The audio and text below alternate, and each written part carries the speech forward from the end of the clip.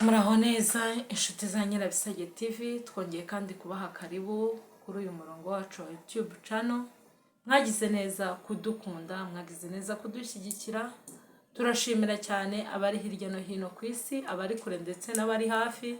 Turabashimiye n'ukuri, turavuze ngo Imana mu ijuru ibahereze imigisha kandi mwakoze neza. Turashimira cyane byimazeyo abantu bakoze subscribe, abantu bakoze like, abantu bakoze share, abantu bakoze comment. Turabashimira cyane. Ntago mwigeze mudutererana, ntago mwigeze mudutenguha. Mwabanye natwe n'ukuri turabashimiye. Mwagize neza, imitima yacu yaranezerewe. N'ubu ngubu kandi turacyanezerewe ku bwanyu ko mwakoze igikorwa cy'indashyikirwa. Mwagize neza. Rero nongeye kandi ngarukanye amashimwe yuzuye umutima wanjye, ngarukanye umunezero mwinshi cyane. Mushobora kwibaza ngo Jana anejejwe n'iki, mushaka kwibaza ngo ashimishijwe n'iki, ariko igituma nishimye umunsi, hari umuririmbyi yaririmbye avuga ngo niba kubaza ngo ni kubera iki wuzuye amahoro, uzababwire ngo nuko Yesu yangiriye neza. Nanjye uyu munsi wa none hari byinshi cyane byatuma nshima Imana. Muririmbyi yararimbye aravuga ngo biriho byinshi ndetse biracyariho byatuma dufatanya namwe gushima. Biriho byinshi, biriho ndabizi. Nawe aho urabifite byatuma ushima Imana, nawe aho urabifite byatuma unezerwa kubera ko Imana yakugiriye neza. Rero uyu mwanya nongeye kandi kubaha kaze kuri uyu murongo wacu wa YouTube channel. Mubane natwe, duhorane, nanjye mbahorane. Mu by'ukuri mukomeze mubane natwe, ntimuzahweme kubana natwe, ntimuzahweme kudutega amatwi. Murakoze, Imana yo mu ijuru ikomeze ibiteho. Rero uyu mwanya tugiye gushima Imana mu isengesho. Nawe aho uri wasenga, nawe aho uri wayishimira mu mutima wawe, nawe ibyo urimo byose wayishimira. Umuntu muvoma zose yaba arimo se cyangwa activities nyinshi zigiye zitandukanye umuntu aba arimo, wayishima n'ukuri. Nta limiti gushima Imana. Imana wayishimira urimo kurya, Imana wayishima ugenda mu muhanda, Imana wayishima uryamye, Imana wayishima ubyutse, Imana wayishima ahantu aho ariho hose. Muri wowe gusa, mu mutima wawe, pfa kuba direction y'umutima wawe iri mu bwiza bwo gushima Imana. So reka dufatanye namwe dushimira Imana ko yatugiriye neza, ko yanyitayeho, ko yakwitayeho wowe uneze amatwi. N'ukuri tuyishimire, niyo gushimwa ibihe byose. Reka dusenga Imana. Uwiteka Mana nziza, Mana ikomeye, Mana tuyahirengeye, turagushima, turaguhimbaje. Uyu mugoroba w'uyu munsi Mana, nubwo mvuze umugoroba, hari ahandi bukeye, hari ahandi bwije. Ndagushimiye.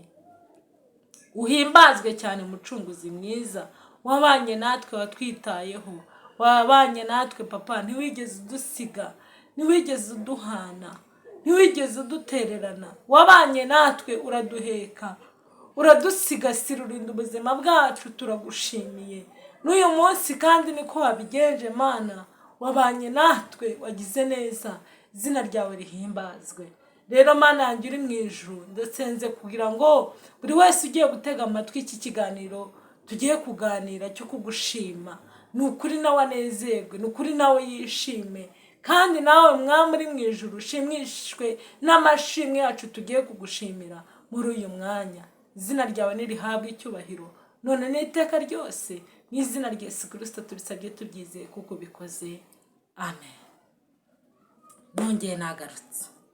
Turabashimiye, n'ukuri turabashimiye byimazeyo inshuti zacu. Nababwiye ngo abari hafi n'abari kure, abari hafi hano iwacu mu Rwanda, abari hirya no hino ku migabane y'isi, Imana yarakoze kubana namwe. Inshuti zanjye, Imana yarakoze kubarinda. Abana bato, Imana yarakoze kubarinda.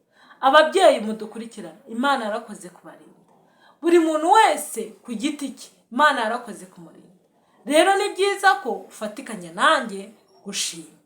Tugiye gusoma ijambo ry'Imana mu gitabo cya Zaburi y'ijana, igice cy'103 ku murongo waho wa mbere.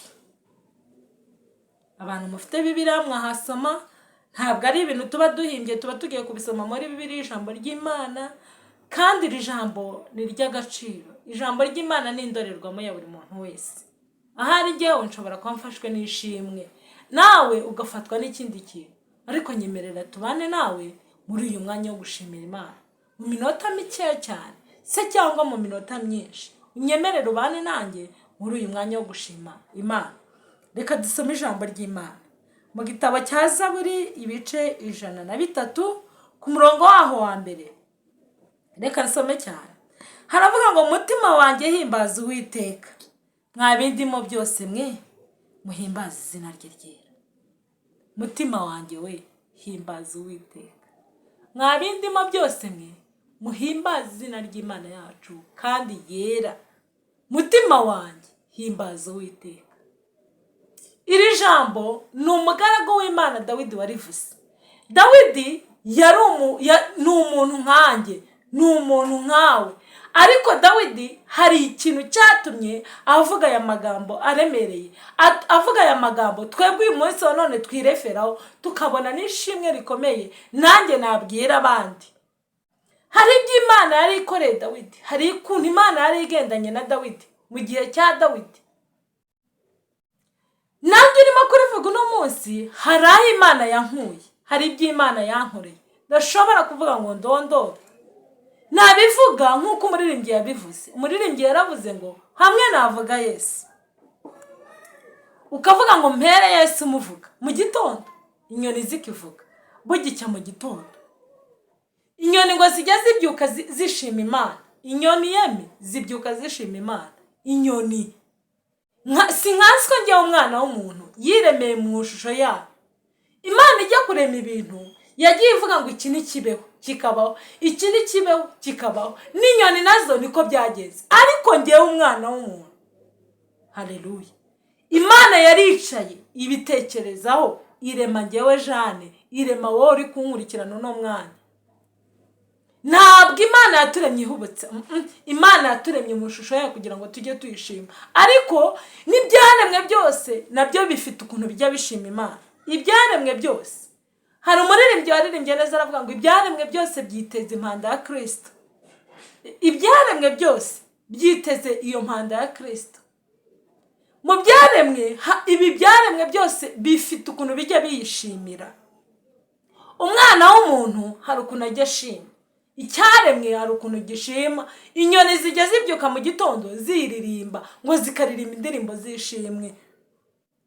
Inyoni zijya zibyuka mu gitondo ziririmba indirimbo zishimwe, zigatambira Imana igitambo cy'indirimbo zishimwe. Mu gitondo ko zibyutse ari amahoro, zikabona umucyo ujeho, zikongera zikavuga ngo ubwo bukeye reka nongere mvuga ishimwe ry'Imana. Inyoni zikaririmba. Si nkanswe njyewe umwana w'umuntu yicaye ikarema igashyira mu ishusho yayo. Si nkanswe wowe umwana w'umuntu yaremye ikagushyira mu ishusho yayo, ikavuga ngo nawe ujye ubishima gutya. Icyo nicyo tugomba guha agaciro kuko Imana yatugiriye neza. Icyo nicyo tugomba guha agaciro kuko Imana yaduhaye, yadutandukanyije n'ibindi byaremwe. Niyo mpamvu uyu munsi wa none fatikanyije n'ibyaremwe byose kuvuga ishimwe ry'Imana. Umutima wanjye amashimwe andusha imbaraga. Nzabivuga cyane. Umutima wanjye huzuye amashimwe, hamwe navuga Yesu, nkamuhera mu gitondo nkageza nimugoroba, bwakwira nta n'icyo ndavuga, bwakwira nta n'icyo ndakora. Ariko Bibiliya ijambo ry'Imana rivuze neza, ritwereka umugaragu w'Imana Dawidi ukuntu yumvishe ishimwe ry'Imana mu buzima bwe, n'ukuntu yabyiyumvagamo. Yaravuze ngo nibwo yari ateruye iri jambo, nibwo yari ateruye iri shimwe nkuko nanjye Jane ubwanjye nditeruye. Yaravuze ngo umutima wanjye we himbaza Uwiteka, umutima wanjye we himbaza Uwiteka, umutima wawe we uhimbaza Uwiteka. Arongera aravuga ngo mwabindimo byose mwe, mwabingize mwe, mwabyo ntunze mwe, muhimbaze izina rye ryera. Njyewe uko ndi kose, ibyo ntunze ni iby'Umwami, nanjye ubwanjye ndi uwiwe. Nabuzwa n'iki gushima izina ry'umwami? Nabuzwa n'iki kubivuga? Nabuzwa n'iki gutamba ishimwe rikomeye? Mutima wanjye himbaza Uwiteka, mwa bindimo byose mwe nimuvuga izina rye ryera. Ku murongo wa 2 hakavuga ngo mutima wanjye himbaza Uwiteka, ntiwibagirwe ibyiza yakugiriye. Ntiwibagirwe ibyiza yakugiriye byose. Wabyibagirwa none, ariko si ngombwa kubyibagirwa. Nanjye nshobora kuzibagirwa, ariko si ngombwa ko mbyibagirwa. Mutima wanjye himbaza Uwiteka, mwa bindimo byose mwe nimuvuga izina rye ryera. Mutima wanjye himbaza Uwiteka, ntiwibagirwe ibyiza yakugiriye byose. Uyu munsi wa none Imana yangiriye neza. Yangiriye neza kuko ndimo kuvuga ijwi rikumvikana. Yangiriye neza kuko ndimo ndababwira namwe mukishima. Yangiriye neza kuko ndimo ndayishimira. Yangiriye neza kuko yampaye ubuzima buzira umuze. Yangiriye neza kuko yandinze. Izina ry'Imana yacu rihabwa icyubahiro. Imana yacu irakomeye. Imana yacu itunze byinshi mu kiganza cyayo. Ntawe ushobora kugukura mu byiza Imana iba yakugeneye kuri uwo munsi. Bishobora kukuzunguza bikagucisha hirya no hino kugira ngo ugere ku ishimwe ryawe, ariko fendefe uzagera ku ishimwe Imana iba yaraguteguriye. Ufatanye nanjye kuzamurira ishimwe. Imana yadukoreye ibikomeye, niyo mpamvu natwe twishimye.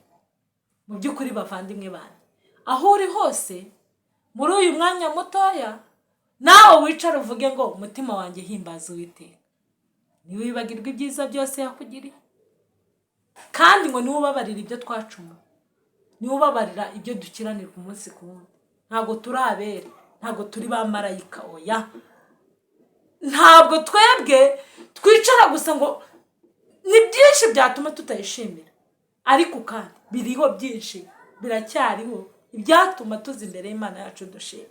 Nanjye rero muri abo ngabo ni ukuri fatikanyije n'ibyaremwe, fatikanyije namwe muriho, fatikanyije n'abamarayika gushima izina rye ryera, fatikanyije n'abarimo guhumeka umwuka w'abazima, fatikanyije n'ibi byose byaremwe byose gushima izina ry'Uwiteka. Aho uri, aho wicaye muvandimwe, ushima izina ry'Uwiteka. Aho uri, aho wicaye, nubwo waba urwaye uyishimire. Niyo waba hari icyo ubuze uyishimire. Niyo hari intambara waba urimo ziremereye uyishimire. Niyo waba uri mu kaga karemereye uyishimire. Mwa bindimo byose mwe, ka gahinda ufite ukirengagize uyishimire. Mwa bindimo byose mwe, mu makuba urimo ubyirengagize uyishimire. Mu ntambara zose ufite uyishimire, kuko ni Imana ishobora byose. Imana ijya ibona ko wayishimiye uba ufite ikigeragezo, ukayishimira ufite amakuba, ukayishimira urwaye, narabibonye, ukayishimira urembye, ariko Imana ikabana nawe. Ndimo ndakubwira wowe muntu neza amatwi urimo kunyumva, nta kigero na kimwe, nta Imana itagukura, nta naho itagushyira, nta Imana itakura umuntu, nta naho itamugeza. Ibikorera mu bumana bwayo, ibikora kugira ngo yiyubahishe, ibikora kugira ngo ibone ishimwe nk'iri ndimo kuvuga uyu mugoroba w'uyu munsi wa none. Muvandimwe wanjye uneze amatwi urimo kunyumva, ishimwe ry'Imana ni rigari, ishimwe ry'Imana rirakomeye, ishimwe ry'Imana rirarenze. Mujye mureka dushima Imana mu kaga kose, tujye dushima Imana mu bigeragezo n'intambara duhura nabyo, dushima Imana kuko Imana yacu niyo gushima. Muri make bavandimwe banjye, nshuti z'umusaraba, twige gushima Imana, twige kubana n'Imana. Ibi turimo byose, ibi turushije imbaraga, aya mashimwe andimo ngewe ndushije, mfite amashimwe yandushije imbaraga, ntabwo nabasha kubivuga. Ariko ijambo ry'Imana riravuze gusa ngo umutima wanjye we himbaza Uwiteka. Nta kindi nakora, nta bundi bushobozi mfite. mfite ubundi bushobozi nagahagaze ku musozi nkavuza induru nkavuga ishimwe ry'Imana, ariko ibyo ntabwo bihagije. Ariko gusa umutima wanjye uhimbaza Uwiteka, kandi ngo njyewe ubwanjye sinzibagirwa ibyiza wangiriye. Oya, sinzabyibagirwa. Nawe urimo kuntega amatwi, ntuzibagirwe ibyiza Imana yakugiriye. Nawe ibyo urimo ntuzibagirwe ibyo Kristo yakugiriye. Muvandimwe wanjye, komeza ukomere, dukomeze dushime Imana, dukomeze twumve Imana muri twebwe, dukomeze twumve amashimwe muri twebwe, dukomeze twumve ubwiza bw'Imana muri twebwe, dukomeze twicare mu mashimwe, kuko Imana yacu ibeshejweho n'amashimwe. Iyo turimo kwishimira tuba turimo kuyigaburira, ariko ntabwo twirata ibindi, twirata Kristo wapfuye i Golgotha ku musaraba kugira ngo abashe kuducungura. Twirata Kristo, twirata amaraso y'umwana w'intama uzira inenge. Ayo ngayo yonyine gusa niyo twirata, ayo ngayo niyo duhereza agaciro, ayo ngayo niyo dushimye. Izo mbaraga z'umucunguzi wacu nizo dushimye. Uyu mugoroba rero fatikanya nanjye umva ishimwe ry'Imana, fatikanya nanjye umva gukomera kw'Imana, fatikanya nanjye wagura ishimwe mu mutima wawe, we guhorana agahinda, we guhorana amaganya, we guhorana ibitekerezo bidafite aho bikujyana n'aho bikugeza, we gutekereza byinshi. Ibyo udashoboye byose biharira Imana, ibyo udashoboye biharira Umwami. Ibyo udashoboye, ntacyo dushoboye, twebwe turi empty, ntacyo dufite mu ntoki. Niko umuririmbyi yaririmbye ngo ntacyo mfite mu ntoki, ntacyo nzanye mu ntoki cyabasha kuncungura. Niko umuririmbyi yaririmbye. Ariko no, mureke twebwe dushime Imana, mureke twicare mu mashimwe y'Imana, mureke tubeho mu kubaho kw'Imana. Imana yumve ko imitima yacu yishimye. Bavandimwe bana, mwishimire Imana, muyikunde, mwicare mu mashimwe. Ikintu icyo ari cyo cyose uzajya uhura nacyo, jya wibuka gushimira Imana. Murakoze. Imana ikomeze ibagirire neza, Imana ikomeze ibiteho, Imana ikomeze ibagenderere, Imana ikomeze ibiteho ibagirire neza. Ni ukuri turabashimiye, nta kiguzi twatanze, ariko ishimwe ni iryawe, ishimwe ni iryanjye, ishimwe ni iry'Imana, ishimwe twese dushima ni irya Data wa twese. Abana, abakuru, abatoya, ababyeyi, tugire umwete wo gushima Imana. Namwe muririmba iyi Zaburi, mufashe kuririmba iyi Zaburi y'103 ivuga ngo umutima wanjye himbaza Uwiteka, ntiwibagirwe ibyiza byose yakugiriye none n'iteka ryose, mu izina rya Yesu Kristo umwami wacu. Amen. Shalom.